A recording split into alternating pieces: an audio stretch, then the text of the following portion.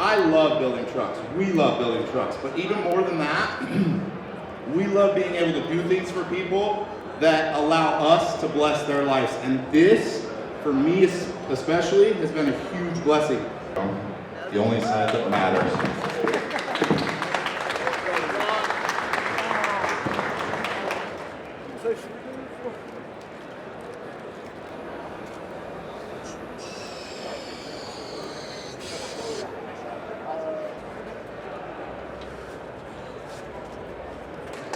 Yeah.